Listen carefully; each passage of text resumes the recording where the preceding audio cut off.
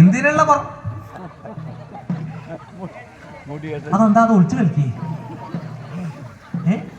ഒരു നിമിഷം അതിനെ കണ്ടോളൂല്ലോ, എന്തോ ഭാവിക്കണ്ടായില്ലോ. എന്തിനാ അത് പെരുമ്പറ കൊട്ടാനാ? എന്തിനാ അങ്ങനെ പെരുമ്പറ കൊട്ടണത്? എന്തിനാന്ന് വെച്ചാൽ അവിടെ നിന്ന് രാജ്യത്തെ പ്രധാനി ഒരിക്കൽ പറയണ്ടായിരുന്ന ശബ്ദം ഉണ്ടാക്കണം, പാത്രം കൂട്ടി ശബ്ദം ഉണ്ടാക്കിച്ചാലും വിഷമില്ല, എങ്ങനെയെങ്കിലും ശബ്ദം ഉണ്ടാക്കണം എന്ന് പറയണ്ടായി. ഇനി അതിനായിരിക്കോ? അല്ലല്ലല്ല, അതല്ല. പിന്നെയോ മേളത്തിന്റെ ആരംഭമായിട്ടോ പെരുമ്പറ അങ്ങനെ മുഴക്കിയില്ലേ? പെരുമ്പറക്കാര് പെരുമ്പറയുടെ ശബ്ദങ്ങൾ കേട്ടു തുടങ്ങി. ഭേരി മദ്ദള കാഹളം, മദ്ദളക്കാര് പുറപ്പെട്ടു.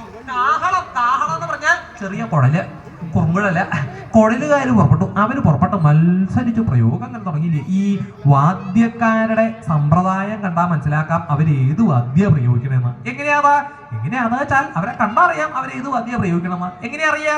കൊമ്പുകാരനെ കണ്ടറിയാം അവൻ കൊമ്പുകാരനാണ്. അതെങ്ങനെയാ അറിയാ? കൊമ്പുകാർക്ക് എപ്പോഴും ജലദോഷ. അതെന്താ അവർക്ക് എപ്പോഴും ജലദോഷം? കൊമ്പിന്റെ ആകൃതി ഇങ്ങനെ വളഞ്ഞിട്ടാണല്ലോ. ഇവിടെ നൂതി വിടുന്നത് മുഴുവൻ സ്ഥാനം തെറ്റാതെ മൂർധാവിൽ കഷണ്ടിയിലാ ചെന്ന് പതിക്കണത്. അതുകൊണ്ട് ഈ നീര് അവിടെ മൂർധാവിൽ ചെന്ന് പതിച്ചാൽ എപ്പോഴും ജലദോഷം അവർക്ക്. പിന്നെയോ മദ്ദളക്കാരനെ കണ്ടറിയാവോ മദ്ദളക്കാരനാണ്. അതെങ്ങനെയാണ്? മദ്ദളക്കാരൻ എന്ന് പറയുമ്പോ നല്ല കൂറ്റൻ ശരീരം വേണേ, സ്ഥൂലിച്ച ശരീരമാണ്. എന്താ വൈഷമ്യം? മദ്ദളം അവനാണോ ചുമക്കണത്?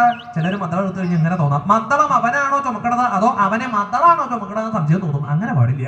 മദ്ദളം അരയിൽ കിടന്നാൽ ഒരു ഏലസ് കിടക്കണ പോലെ തോന്നാൻ പാടുള്ളൂ. അപ്പോ മദ്ദളക്കാരനെ കണ്ട മനസ്സിലാക്കാൻ മദ്ദളക്കാരനാണ്. ഇങ്ങനെ വാദ്യക്കാര് പുറപ്പെട്ടില്ലേ? ചെണ്ടക്കാര് വന്നു നിന്നാൽ അതിന് മുൻപിലല്ലാതെ കുഴലുകാര് സ്ഥാനം പിടിക്കില്ല. എന്താ ഭരണപക്ഷവും പ്രതിപക്ഷവും പോലെയായി ചെണ്ടക്കാരും കുഴലുകാരി. അതെന്താ അങ്ങനെ പറയാൻ? എന്താ ഭരണപക്ഷത്തിന്റെയും പ്രതിപക്ഷത്തിന്റെയും പ്രത്യേകത? ഭരണപക്ഷം എന്ത് പറഞ്ഞാലും പ്രതിപക്ഷം നേരെ വിപരീത. ഇതുപോലെയാണ് ചെണ്ടക്കാരും കുഴലുകാരും എന്ന് പറഞ്ഞാൽ. ഇത് മേള ശ്രദ്ധിച്ചാലേ ഇതൊക്കെ മനസ്സിലാവുള്ളൂ കേട്ടോ. അതെ, ഇവിടെ വേണം ശ്രദ്ധ, അവിടെ അല്ല വേണ്ടത്. ഇതെന്താ അങ്ങനെ തിരിഞ്ഞിരിക്കണം? നിങ്ങൾ നോക്കൂടാ. മേളം എന്ന് പറഞ്ഞാൽ ശബ്ദം വ്യക്തമായിട്ട് കേൾക്കാന്ന് പറഞ്ഞാൽ എവിടെങ്കിലും പോയി കൂടിയിട്ട് കഴിഞ്ഞാൽ മുൻപിൽ തന്നെ വന്ന് കേൾക്കണേ. അവിടെ നിന്ന് ചെണ്ടക്കാര് വന്നു നിന്നാൽ അതിന് മുൻപിൽ വന്നു നിന്നാൽ കുഴലുകാര് പ്രയോഗിക്കാൻ തുടങ്ങും. എങ്ങനെയാ പ്രയോഗിക്കുക? അവരുടെ പ്രയോഗം കണ്ടാൽ ഇങ്ങനെയാണോ എന്ന് തോന്നാം. ചെണ്ടക്കാര് സുഹൃതക്ഷയം സുഹൃതൊക്കെ ക്ഷയിക്കുക എന്നാണ് ചെണ്ടക്കാര് പറയണത്. കുഴലുകാരോ നേരെ വിപരീത. ഈ പറയുന്നൊക്കെ പിഴയാന്ന് അവര് സ്ഥാപിക്കണത്. ഈ കുഴലുകാർക്ക് എവിടൊക്കെ പോയി നിൽക്കാം? അവരെവിടെയാ നിൽക്കുക? ചെണ്ടക്കാരൻ മുമ്പിൽ തന്നെ നിൽക്കുള്ളൂ, വേറെ എവിടൊക്കെ പോയി നിൽക്കാം. എന്നിട്ട് എന്താ ചെയ്യുക? ഈ ചെണ്ടക്കാരെ കലശിൽ കൂട്ടിക്കുക, അവരുടെ മുഖത്ത് നോക്കിയിട്ട് പേ എന്നിങ്ങനെ പ്രയോഗിക്കുക. സുഖം ഉണ്ടാവുമോ? ഒരാളുടെ മുഖത്ത് നോക്കിയിട്ട് പേ എന്ന് പറഞ്ഞാൽ സുഖം ഉണ്ടാവുമോ? അവിടെ നിന്ന് ഇങ്ങനെ കലശിൽ കൂട്ടിക്കുമ്പോ ചെണ്ടക്കാര് ബഹുസമർത്ഥരാ. ചെണ്ടക്കാരെന്താ ചെയ്യുക? അവരുടെ തല പതുക്കെ അങ്ങനെ കുനിച്ചുകൊണ്ട് വരും. എന്തിനാ ഈ തല കുനിക്കണമെന്ന് നിശ്ചയുണ്ടോ? എന്തിനാ? ഈ കുഴലിന്റെ ഓട്ടടയ്ക്കാൻ വേണ്ടിയിട്ടാ. ഇങ്ങനെ തല കുനിച്ച് ഇങ്ങനെ വരും. കുനിച്ചു വരുമ്പോ കുഴലുകാരാകട്ടെ കുഴലിങ്ങനെ താത്തി ഈ കുഴലിന്റെ ദ്വാരം ചെണ്ടക്കാര് അടയ്ക്കാറാവുമ്പോ കുഴലുകാര് അതിനും സമർത്ഥരാ. അവരെന്താ ചെയ്യാ? ഒരു വട്ടം കൂടെ വളക്കും. മേള ശ്രദ്ധിച്ചാലേ ഇതൊക്കെ മനസ്സിലാവുള്ളൂ കേട്ടോ. അവിടെ നിന്ന് അസംഖ്യം പേര് മേളം ഉണ്ടാവുന്ന കേട്ടിട്ട് ചാടി പുറത്തു. മേളം മാത്രമാണോ അവിടെ? അല്ല. മറ്റൊരു ഭാഗത്ത് എന്താ നടക്കണതെന്നാണെങ്കിൽ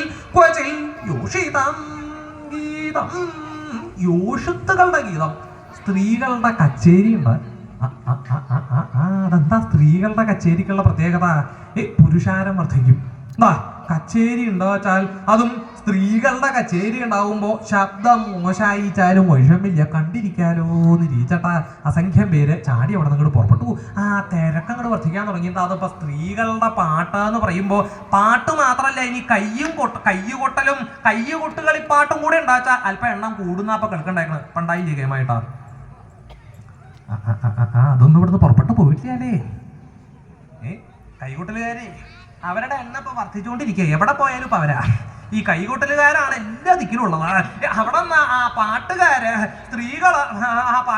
അവിടെ നിന്ന് പുറപ്പെട്ടു എന്ന് മാത്രമല്ല അവരുടെ പ്രയോഗം ഇത്ര ഗെയിമായിട്ടുള്ള പ്രയോഗം അവിടെ നടക്കണ്ടോ? എന്താ അവരവിടെ ചെയ്യണത്? എന്താ അതൊന്നും നിശ്ചയിച്ച അങ്ങനെ ഗെയിമായിട്ടെന്തോ നടക്കണ്ട്. കച്ചേരിക്കാര് അവര് പുറപ്പെട്ടു. അവിടെ നിന്ന് തിരക്കങ്ങോട്ട് വർദ്ധിച്ചില്ലേ? തിരക്ക് വർദ്ധിച്ചതും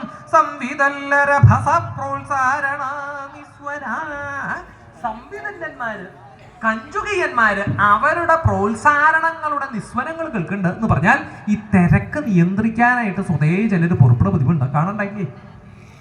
എന്താ അവരെ പറയുക? കാലർധാരികള നിയമപാലകര് അവര് പുറപ്പെട്ടു കഴിഞ്ഞാൽ വെറുതെ ഇരിക്കില്ല, അവരിങ്ങനെ ശബ്ദം ഉണ്ടാക്കിക്കൊണ്ടിരിക്കും. അങ്ങോട്ട് മാറുക, അതെ അതിന്റെ ഇടയിൽ കൂടെ നടക്കാൻ പറ്റില്ല, അവിടെ ഇരിക്കും. അവിടെ പെട്ടെന്നിരുന്നു. ഇങ്ങട അവിടെ നിൽക്കാൻ പറ്റില്ല, ഇവിടെ നിൽക്കാൻ പറ്റില്ല, അങ്ങോട്ട് മാറും കൂടെ. അതെ അത് ഗോപുരാണ്, മാറി നിൽക്കുന്ന. അങ്ങയോടാ പറഞ്ഞത് മാറി നിൽക്കുന്ന. ഇതെന്താ അനക്കൊന്നുമില്ലാലോ? ഇങ്ങോട്ട് മാറി നിൽക്കൂ. സ്വതേ ഇവരെപ്പോഴാ കാണാൻ നിൽച്ചോണ്ടോ? മഹാക്ഷേത്രങ്ങളിൽ ദർശനത്തിനൊക്കെ പോയാൽ അവിടെ ചിലർ നിർത്തിയിട്ടുണ്ടാവും. അതെ അവിടെ നിൽക്കാൻ പറ്റില്ല, എന്നാ അവിടെ നിൽക്കാൻ പറ്റില്ല, അതിന്റെ പുറത്ത് കയറിക്കാം, എവിടെ നിൽക്കാൻ പറ്റില്ല. അങ്ങനെയാണ് അവര് വൃത്തങ്ങനെ ശബ്ദം ഉണ്ടാക്കിക്കൊണ്ടിരിക്കുക. അവരുടെ ശബ്ദങ്ങളാ ഒരു ഭാഗത്തെന്ന് അങ്ങനെ കേൾക്കണ്ടോ? മറ്റൊരു ഭാഗത്തെന്താ ഓരോരോ ഭാഗങ്ങളില് ഈശ്വര അങ്ങടാണോ എന്നുള്ളതാ. വലിയ അപകടമില്ല, എന്താ കാലതാണതൊന്നും പറയാൻ സാധ്യമില്ല. ഇവിടെ വന്ന് ഒരെണ്ണം തന്നാ എന്റെ കഥ കഴിയും. അതാണ് അവിടെ നിന്ന് പുറപ്പെടാണ്ടായിട്ടെന്താ ഇനി അനവധി നേരം ഉണ്ടാവോ എന്ന് വെച്ചില്ല. അവിടെ നിന്ന് അസംഖ്യം പേര് ചാടി പുറപ്പെടാണ്ടായി എന്ന് പറയണ്ടായി. ഇവരൊക്കെ എവിടേക്കാ പുറപ്പെട്ടിരിക്കുന്നത്? ഓരോരോ ഭാഗങ്ങളിലേക്കാ പുറപ്പെടാണ്ടായിരിക്കുന്നത്. മറ്റൊരു ഭാഗത്താകട്ടെ വിപ്രാണം കളകള, വിപ്രന്മാരുടെ അശനത്ത് നേരത്തുള്ള കോലാഹലം. വിപ്രന്മാര് എന്ന് പറഞ്ഞാൽ അസ്മാദികളാണ്, ബ്രാഹ്മണരുടെ ഭക്ഷണ നേരത്തുള്ള കോലാഹലം.